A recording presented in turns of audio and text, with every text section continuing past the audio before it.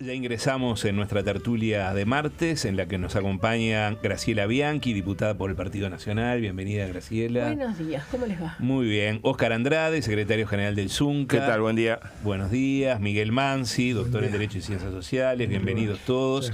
Hablábamos más temprano con Alfonso, que hoy va a estar Óscar en esta tertulia, cuando comentábamos de la muerte de Micaela, hija de, bueno, una integrante del sindicato de la construcción, uno de los cuerpos que apareció calcinado dentro de ese auto allá en la zona de Casaballe.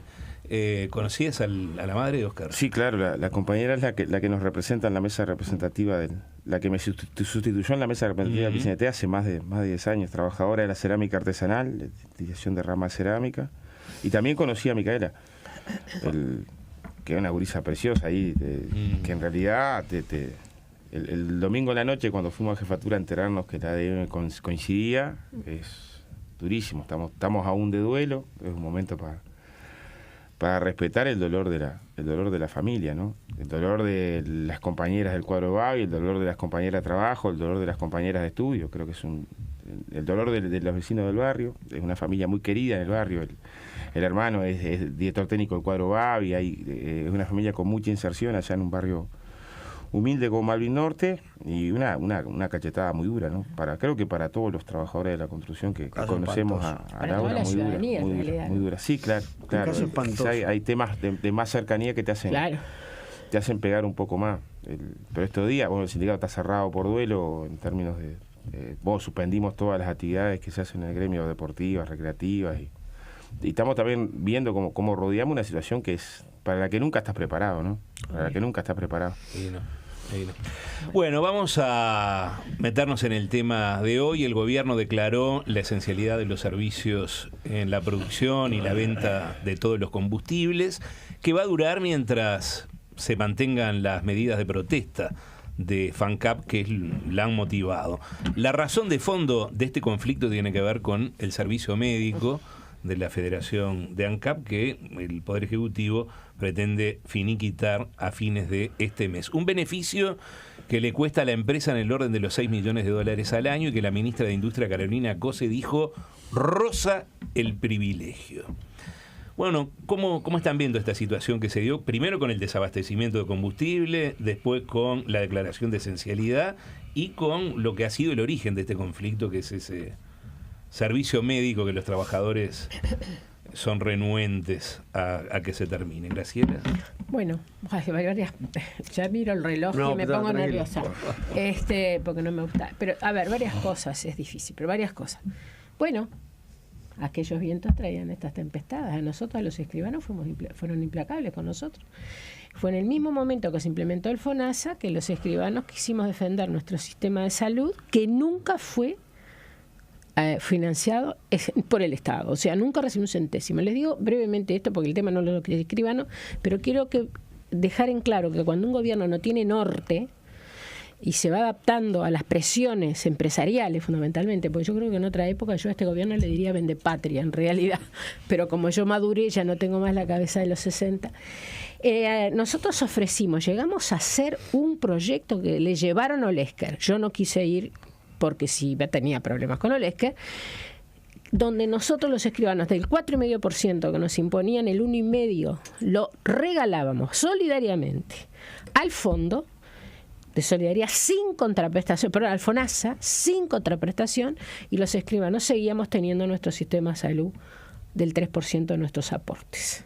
Hasta eso llegamos a hacer. Todo fue no. Por supuesto que salió Lucía Topolnaki, por supuesto que salió Mujica, diciendo que nosotros éramos sus privilegiados. Es más, salió diciendo que no teníamos que existir los escribanos. No sé cómo hizo pasar la fundación esa millonaria, que buscaremos a ver los orígenes de los fondos. Cada vez que compra una chacra, no sé si se lo hace un veterinario. No tengo la menor idea. Pero lo cierto es que en ese momento nosotros decíamos por qué se mantienen otros sectores. Si vamos todos al FONASA, vamos todos al FONASA. Y sobre todo, ¿quiénes bancan al Estado? Porque eso bancamos todos esos 6 millones. Ya me van a decir 6 millones no es nada en el presupuesto del Estado. Bueno, está. Pero ¿sabes qué? Es un problema conceptual. Primer tema. Segundo tema. Otra cosa que muchos dijimos desde el gobierno, cuando se aprobó la ley de negociación colectiva nueva, dijimos no puede haber negociación colectiva en el ámbito público. El Uruguay siempre tuvo claro la negociación colectiva desde el año 43 y antes también, pues el Estado no puede ser un patrón. El Estado debe defender el interés general. Pues allá marchamos. Entonces ahora tenemos lío con COFE, con los sindicatos de la educación, con ANCAP. Bueno, muchachos, háganse cargo. Ustedes empoderaron a las corporaciones. Los sindicatos yo los defendí siempre, los voy a defender siempre, en el ámbito que corresponde. Dejaron al país sin combustible. Y esperaron a decretar la esencialidad. Porque esperaron, claro, tienen que obedecer a los capitales internacionales estos que nos están comprando todo. Ahora va a venir UPM y también nos va a comprar todo. Y entonces, claro, señores, dejaron al país sin combustible. La esencialidad en educación la resolvió la ministra con, no sé, supongo que lo que el presidente le habrá dicho de un día para el otro. La diferencia es que esta esencialidad se puede ejecutar. Ahora, la gran pregunta que yo me hago como ciudadana sufriente de este país, que lo único que hace es pagar impuestos y trabajar. ¿Qué pasa después que se abasteció y que levantan la esencialidad? ¿Van a ceder o no van a ceder? Y lo último que digo, ¿no se acuerdan cuando el presidente fue a La Teja a hacer estas payasadas que ayer hizo en el cuartel? Porque lo único que faltaba era hacer un consejo de ministros en un cuartel. Yo en el Uruguay podía haber visto cualquier cosa, pero llegar a ese extremo, bueno, solo con estos gobiernos populistas. Cuando fue a La Teja, que se acuerda que es de La Teja cuando va a hacer algún acto, ¿no? Pero fue a La Teja, vino toda la Federación ANCAP a hacerles... Lo vimos todos en la televisión, se acercó y le dijo, compañeros, no se preocupen, esto se va a solucionar. Entonces, señores, este país se fue al garete. Esa es la conclusión a la que yo llego. Y lamento profundamente que igualen siempre para abajo. Siempre para abajo. Oscar. No, es un tema muy, muy complejo y que tiene varias puntas. Primero el de las cajas de auxilio. A ver, la mayoría fueron destrozadas en la dictadura. Nosotros teníamos en esa época Chancec, que funcionaba donde está ahora el local de Chancita, tenía la UNRWA. O sea, hubo una historia de servicios médicos generados particulares que no es de la década del 50, del 60. Y es cierto que las que sobrevivieron son las que es más difícil de integrar al sistema. Hubo en todas problemas. Yo recuerdo el caso de los escribanos, pero también hubo problemas importantes en el caso del CIMA, hubo problemas importantes en el caso de la industria del tabaco, hubo problemas importantes en el caso de Conaprole, porque el desarrollo de la caja de auxilio generaba una lógica de en este caso de ANCAP el problema es todavía un poco más complejo, porque lo que los trabajadores de ANCAP fundamentan es que hay riesgos propios de la tarea en refinería y propios de la tarea en el Portland, la silicosis y demás, que para lo cual el servicio médico que tiene esta prestación, que uno lo puede mirar de varias maneras, los más de 2.000 trabajadores de ANCAP, resulta un costo de 200 pesos por mes el servicio médico, ¿no? O sea, ¿cómo llegás a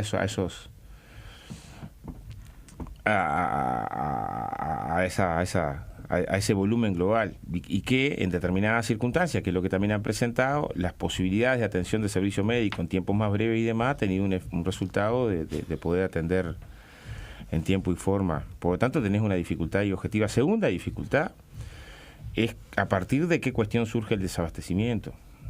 Y ahí el comunicado público que sacan los sindicatos es que tomaron medidas con una guardia gremial, porque era lógico que sin la guardia gremial, y que el sábado tuvieron a disposición de repartir y no fue ningún repartidor a buscar. Es que dice que los sábados no trabajan. Y nadie les avisó. Eso es lo que dice. Lo que sacó el comunicado público es que había camiones de Duxa que no cargaron. Yo tengo acá el comunicado. Sí, lo escuchamos hoy, abrimos el programa. Y así como tampoco trabajan los trabajadores de ANCAP el sábado, ¿no? Tampoco trabajan. Fueron el sábado a cubrir en términos de una circunstancia de dificultad, ¿no? Porque, es más, el debate acerca de la esencialidad que estuvo entre jueves y viernes la semana pasada tenía una dificultad que si se aplicaba el viernes, no los podía obligar a ir el sábado donde estaba este riesgo, porque no te puede obligar en la esencialidad a hacer las extras.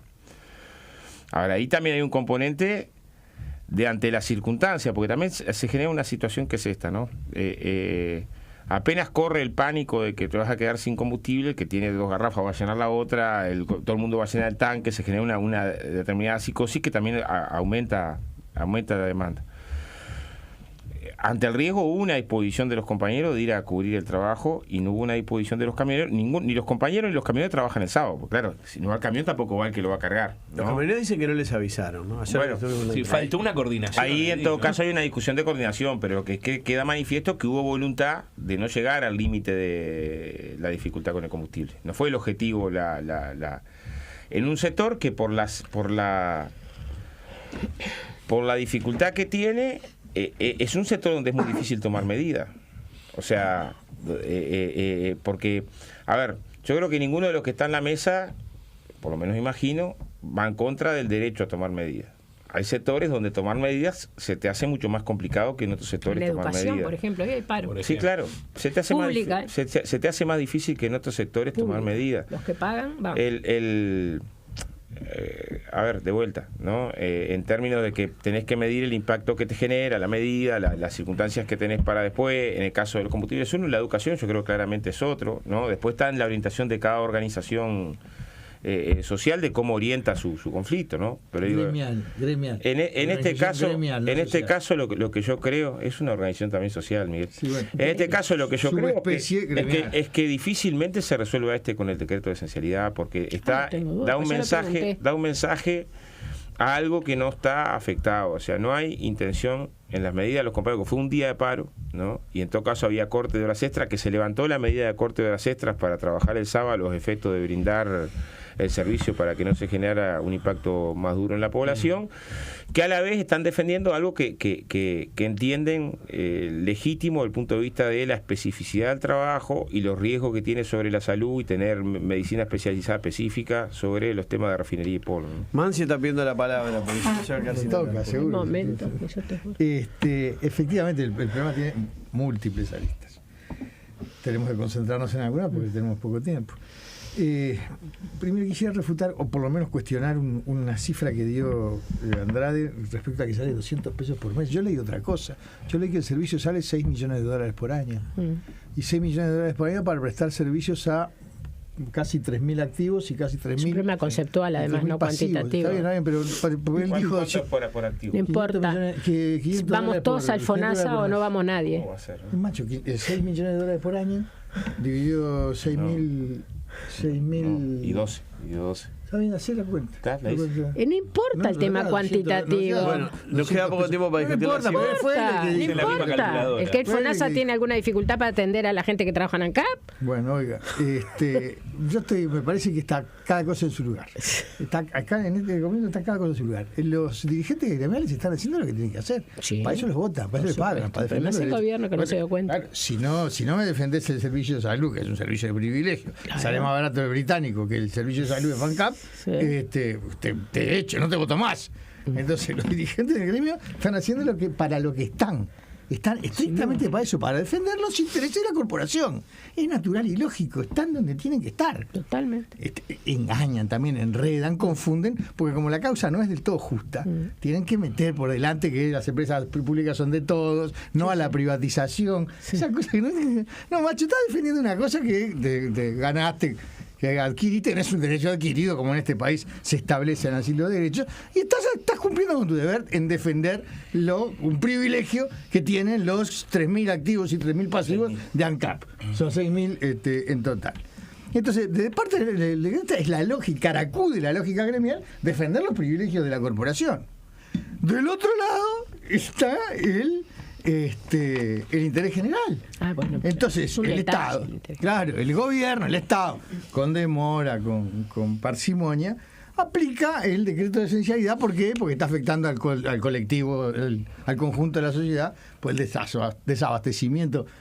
Con intención o sin ella, ¿qué me importa? Al final del día lo que hay es desabastecimiento de combustible, descoordinación, esto que hicieron nosotros no. ¿Sabe qué? No tenemos nafta. No tenemos nafta nosotros, pequeños burgueses que viajamos de un lado al otro por la ciudad, pero no tienen nafta los gauchos que tienen que echarle el gasoil al tractor, no tienen nafta los buses que tienen que llevar a la gente y traer a larga distancia. Los camiones de las pasteras. No tiene nafta nadie. Entonces el gobierno hace lo que tiene que hacer.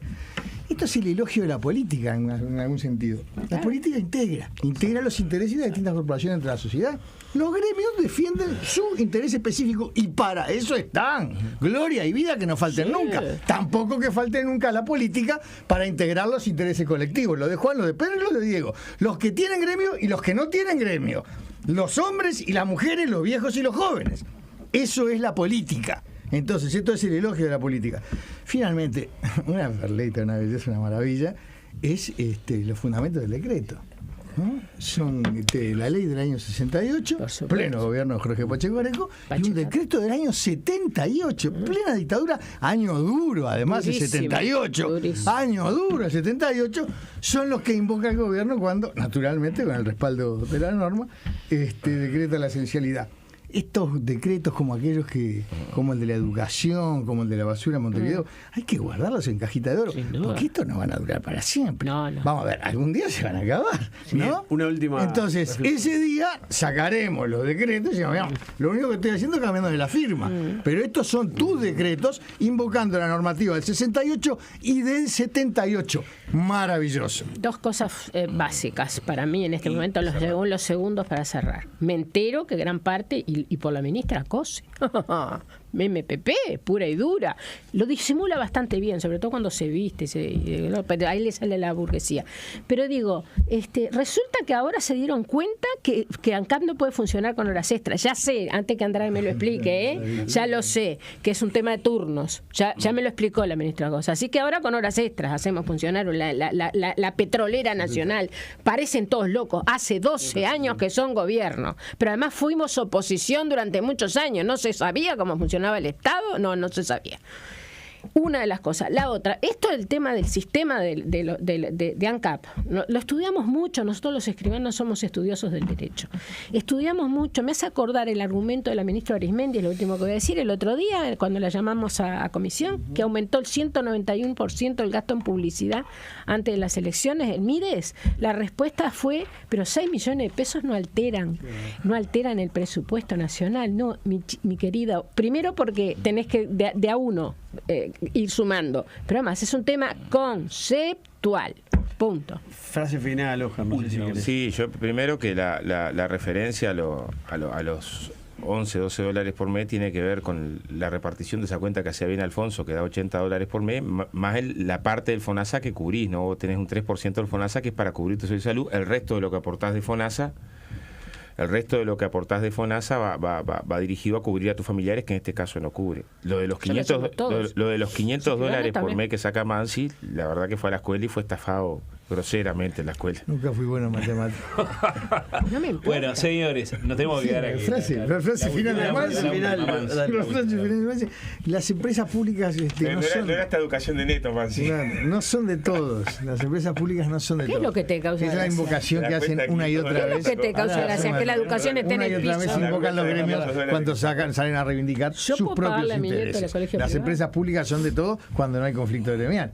El día que hay conflicto gremial, las empresas públicas son de los funcionarios. Y eso es lo que tenemos que defender a través de la política. Exacto. El Estado defiende el interés general. Nos vamos, ¿eh? Gracias, Graciela, Oscar, Miguel. Cortito pero rendidor, te diré. Sí.